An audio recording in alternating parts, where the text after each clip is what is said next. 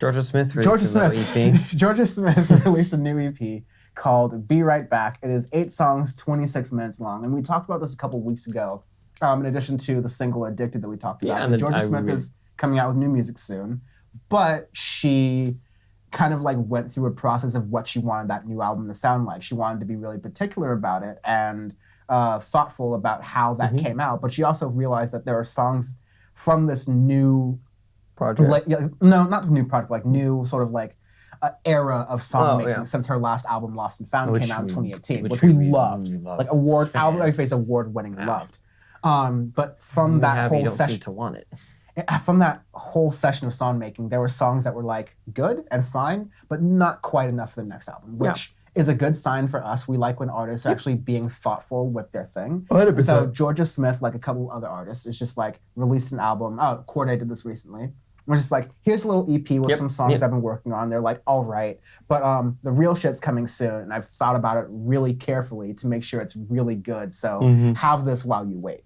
That's the context for us. These are 8 songs of varying quality, varying from the lowest being phenomenal and the best being like chart-stopping. Like Addicted is such a damn good track. Like we already listened to that earlier, but it's really, really good. And I have that as the opening track for this too. It's like, all right, you're going in full gas. You're going first line, like just all gas, go. Yeah.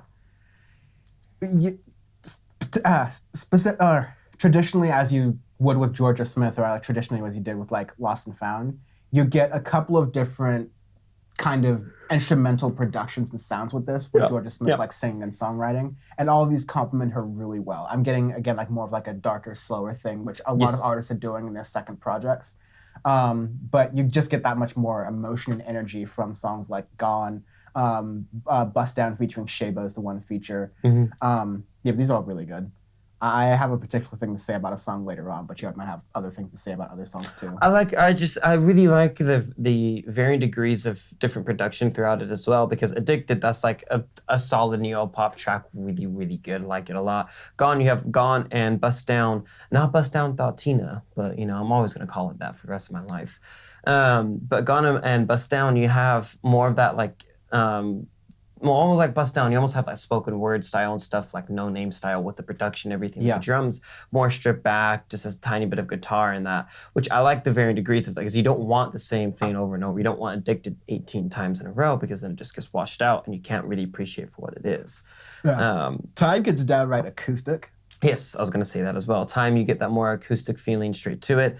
Again, so all of those 4 tracks all have a bit different production, but they all belong together in that one little thing, which again is difficult to do, even especially if you're trying different recording sessions or doing other things to see what fits, what doesn't fit, and kind of throwing around the brick to see what sticks. And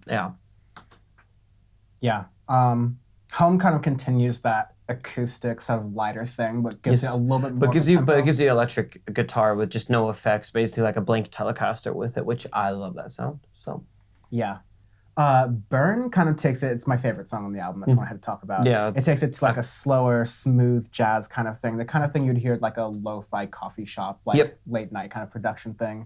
But it's really nice. Like the bass just very like muted, palm muting almost essentially. But it's just a typical Jorja Smith. The way she sort of like curves her voice through the notes just adds a lot of emotion and layering to it. It's just beautiful. This is like. It's good, but it's not going to make it to the new album. I'm down bad, man. Where's the new album, yo? Yeah. I'm waiting for this. It's going to be really good. Because this is the stuff that doesn't fit. Like, that's insane for what's going to come next. Is the thing. Because these are all different styles of tracks, all different things, but they're still cohesive, which is the incredible part. I mean, like, I don't see... Well, sure, they, like, go together. Do they play together? Whatever. I could, like, shuffle through this and kind of have a similar effect. But, like, they belong together, but, like, play through is sort of, like, indifferent. I guess, like, to go back on that, you bunched all the acoustic sounding songs together, so like that's some thought to it. But I'm still saying this is a drop, a collection of songs. I mean, it's definitely not like a whole thought out, like it's not a whole like years long project or anything. But just that's what I'm saying. It's very hard to do when like your EP or like your B-sides all still fit together, all still have tracks where they're not necessarily trying. I see what you're saying. That's what I'm saying, exactly. It's very, very rare that you get something like that. Yeah. Because Weekend is very like almost Billie Eilish level. Like you're subtracting a lot of the sound and just having like voice, some drums, experimental drums at that, and then some other like sort of more cinematic pieces coming in the background. It's real beautiful. It's so perfect. It's a damn good job. It's a damn good job. I'm not trying to be a Jorja Smith fan on this podcast, but it's very good. It's really good. Arbitrary scale. This the damn Valero. This is the whole thing. The Valero.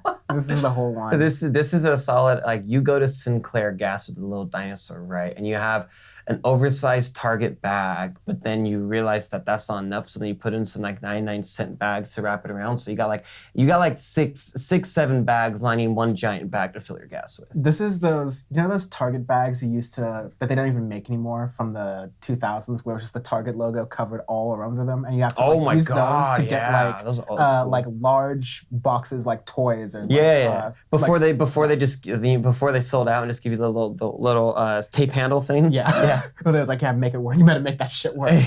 Yeah, it's one of those, but you have to put it on one of those Isuzu like truck things with a really flat, like tiny bed.